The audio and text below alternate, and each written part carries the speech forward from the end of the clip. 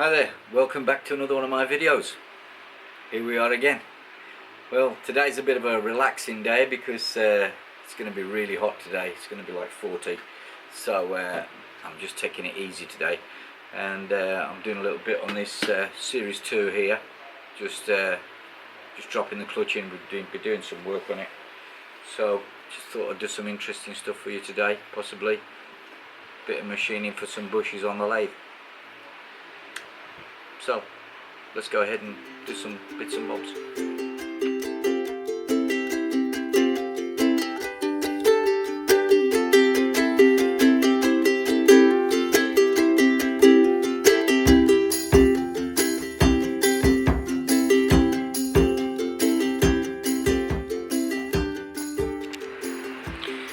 Right. Well, here's our Series 2, and I've had the clutch soaking in oil, and now we're just going to drop it in. So I think I need to adjust my camera a bit. Okay, let's trust this up.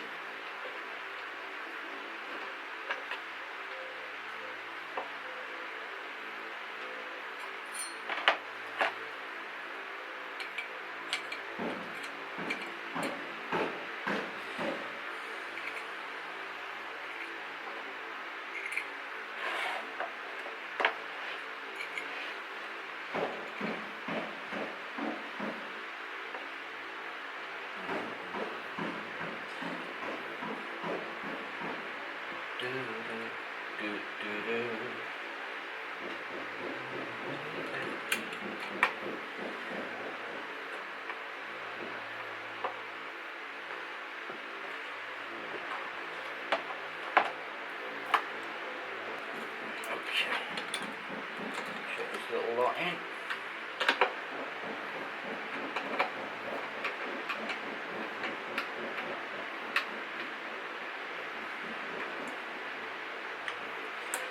Okay.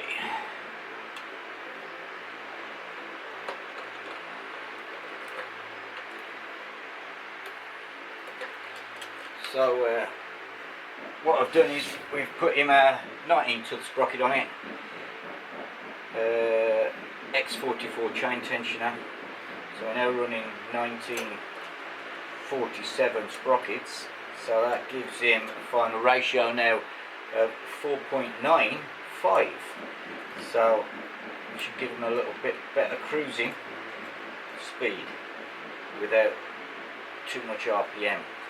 We've changed the crank in it. We're now running a 60mm stroke with the normal 107mm rod. So we've upped his capacity a bit.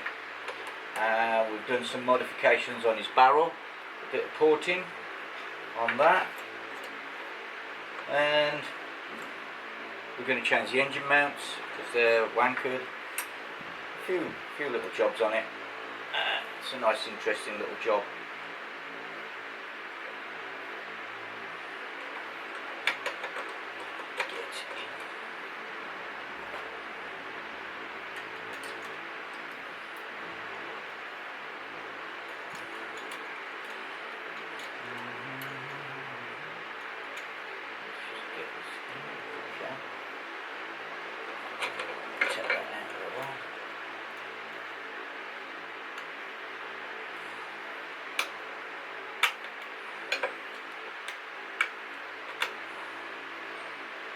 Have a look. Yeah, we're over a notch. Nicely in, secure. And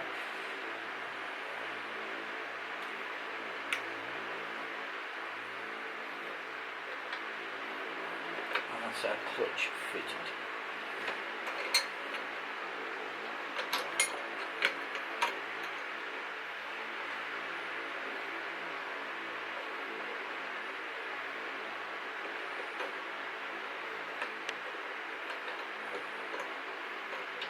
Come on, off you come. Right, that was nice and easy. Used my little tool that I'd made in another video to make life a bit easier. I want a rag to wash my hands with. Okay, his clutch is back in. It's just basically a standard clutch with some upgraded springs in it. This was an Indian motor. It's had quite a lot of faults we found inside it when we took it apart, so we've had to replace some of the parts for some Italian parts, and now everything seems to be fairly good. So we just went for the piston, so I can't fit the top end today because we're waiting for a piston to arrive, but we're going to be doing the engine mounts in a bit. Okay, that's our casing ready to have the side casing fitted on. We put a beaded gasket on there for a better seal.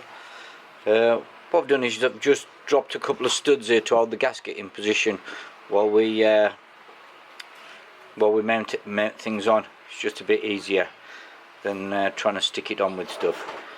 Then they'll come out and the normal bolts will go back into it. I do like casings to have studs in all the way around, and much better, but unfortunately he's got bolts in his, so, and I don't think he wants to. I don't think he wants to keep the cost down a little bit, so he's going to have to stay as it is. Now I've been all the way through this working on this engine, I've been noticing odd, strange things that's wrong with it, and here's another one. Now this is his clutch lever, and that is where the point of where it starts to engage the clutch. That's the arm's way too far forward, because that's reducing his leverage. It's going to have a really heavy clutch with this, with it like this. The arm needs to be set further back, so when it engages, it should engage. Start to push on the clutch when it's dead straight, not back here, miles back here. If you're engaging the clutch back there when you're decompressing the clutch, then you're going to get a really stiff action. And the same as if you've got the arm much right to the back here and then engaging early, the same sort of thing. It needs to be at the full, a dead 90 degrees like that, and that will give you the maximum pressure, the maximum leverage on your clutch lever. Really odd. Okay, we've had that off and adjusted it. This is the closest we can get it to the 90. Just before 90 is pretty good. So that's it. You don't want it after 90 at all. So there you go. That's now going to operate correctly. Okay, another little problem solved. Okay, here's the exhaust mounting bracket for this bike. What exhaust is it? It's a TSR or something like that, I think. Is it a TSR? Well, whatever it is, as you can see, the rubbers on this bracket here are just completely collapsing. That one's completely gone. This is just splitting and breaking, and yeah, it's just crap. So what I've decided to do is I'm going to machine up some nylon bushes for it, so we can at least have this part of the exhaust bolting on decently. And when we come to fitting the exhaust, we'll have a look at how the tailpipe's mounted. He's had a lot of issues with exhaust breaking and snapping, so he's welded up his stainless steel exhaust 3 different pipes about 4 different times. So I think we need to sort out this issue of exhaust breaking. So basically his tailpipe snap off, and that's due to there's no sleeve on the tailpipe. It's just solid. It's just one piece. So I'm going to put a slip joint on the tailpipe as well, and that will be modified a bit later. But I need my balance. Well, it has been a bit of a bad year all in, really, with COVID-19, and also a very sad death of my best friend Joseph Kosher, who I'm really gutted about that. So I was thinking of something I can do. I couldn't make his funeral because COVID stopped me from going, with the 14-day quarantine. So first, what can I do? So remember, I got his whole barrel, Joe's Challenger that I did for him. We used to run together. We used to have a couple of sprint bikes that we used to take to the NSA and various sprint meetings in the UK back in the 90s, and this was a barrel I did for him.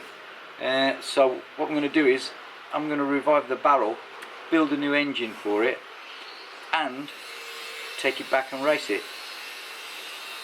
Give Eric Cope a bit of competition. So watch out, Eric. Kosher's barrel's coming.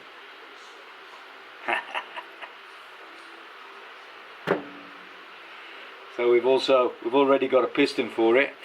So we're going to be pulling that liner out, putting a new liner in, modifying all the ports, get some more power. So we're looking at we need about 40 brake, I think, seeing as I'm only 10 stone. 10.5 stone soaking wet gives me a bit of an advantage. Right, but I need my barrel on so I can bolt everything up. But in the meantime, we're going to make these bushes and see if we can fix his exhaust falling off problems. Right.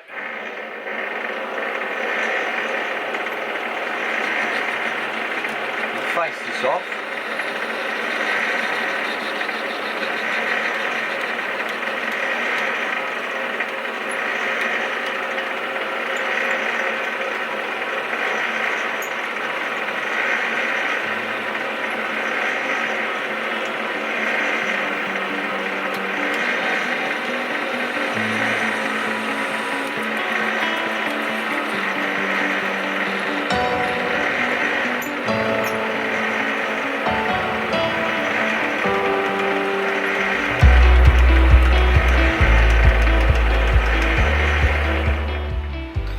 Take a measurement of our hole.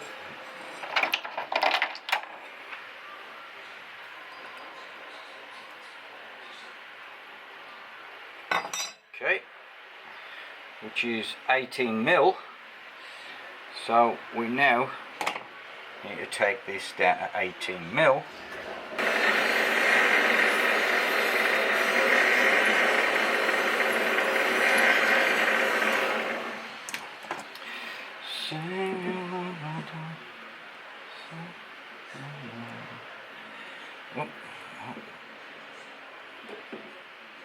Tiny bit more.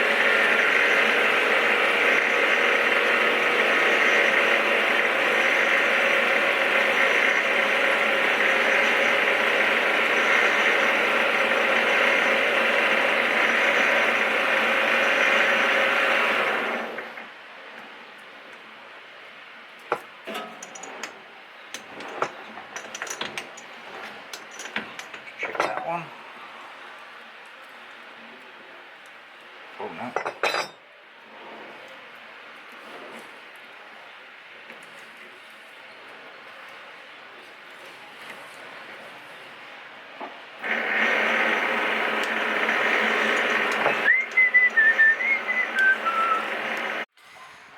Okay, that's our new bushes done for this exhaust.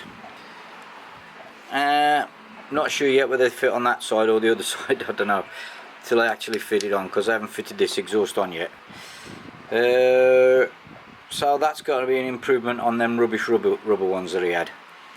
And we're going to cut this and weld a sleeve on and put a spring mount on it, and then we're going to sort out his rear bracket and do a proper one, all in good time. So that's the end of this video.